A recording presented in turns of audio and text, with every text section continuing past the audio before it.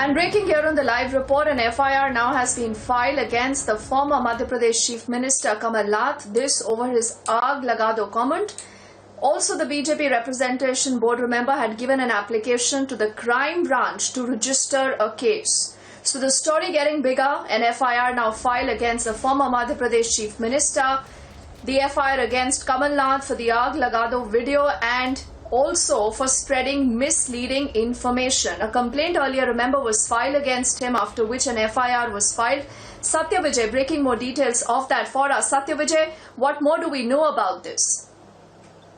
जी हाँ, देखिए, कमलनाथ के जो दो विवादित बयान सामने आए थे, जिसमें एक बयान था कि आग लगा दो, किसानों को भड़काने की कोशिश का उन्होंने बयान दिया था, और दूसरा जो बयान उनका सामने, उन्होंने जो उज्जैन में पीसी की थी, इस प्रेस कॉन्फ्रेंस में उन्होंने जो कोरोना संक्रमण के दौरान इंडियन वेरिएंट का जिक्र किया था, इसको लेकर बीजेपी हमलावर हुई थी। बीजेपी ने लगातार इसका विरोध किया था और आज प्रदेश के कई हिस्सों में बीजेपी डेलीगेशन ने शिकायत की थी कि FIR की मांग की थी कमलनाथ के खिलाफ। इसी सिलसिले में आज दिन में विश्वास सारंग और तमाम बीजेपी लीडर्स क्राइम ब्रांच गए थे। यहाँ पर उन्होंने ये दोनों आरोप लगाए थे, जिसके आधार पर क्राइम ब्रांच ने पूर्व मुख्यमंत्री सत्य विजय एक काम करते हैं, आपने अभी मध्य प्रदेश के कैबिनेट मंत्री विश्वास सारंग की बात की। विश्वास सारंग जी हमारे साथ इस समय फोन लाइन पर ही जुड़ गए हैं।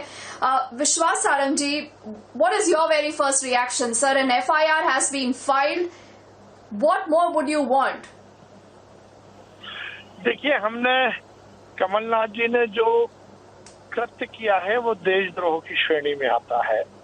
उन्होंने कांग्रेस की उस परिपाटी को आगे बढ़ाया है जिसमें वर्ग संघर्ष करना ये कांग्रेस की आदत रही है।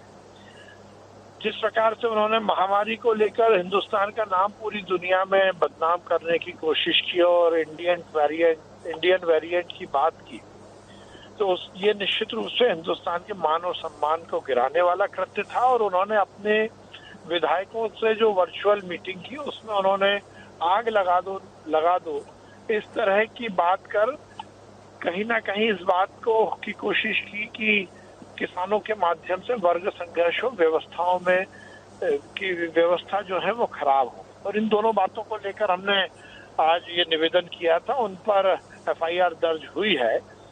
ये मुझे लगता है कि आगे आने वाले समय में ऐसे राजनेता जो बिना किसी तथ्य के इस तरह की बातें करते हैं और जो हिंदुस्तान का नाम अंतर्राष्ट्रीय स्तर पर बदनाम करते हैं, उनके लिए एक संदेश होगा।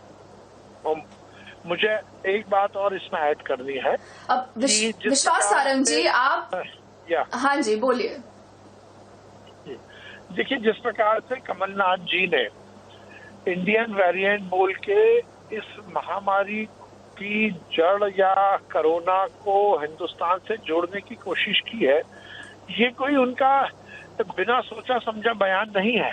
मैं मुझे ये कहते हुए कहीं कोई संकोच नहीं है कि ये स्क्रिप्टेड बयान है चीन और पाकिस्तान की तरफ से दिया हुआ।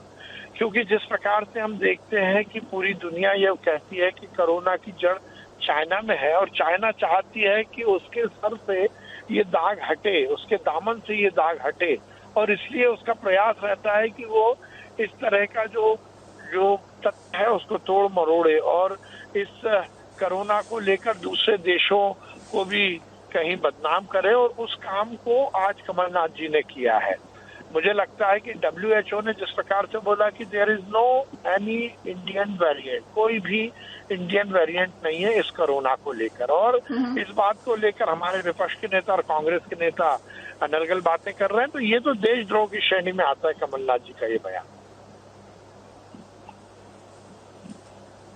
Now, those are big charges. Vishwas Sarang, the MP minister, who was also, remember, one of them who has actually gone ahead to file that complaint. Thank you so much for speaking to us on Republic. So the FIR now has been filed against Kamal Nath. What happens next? Where does the investigation go? We are tracking that story very, very closely.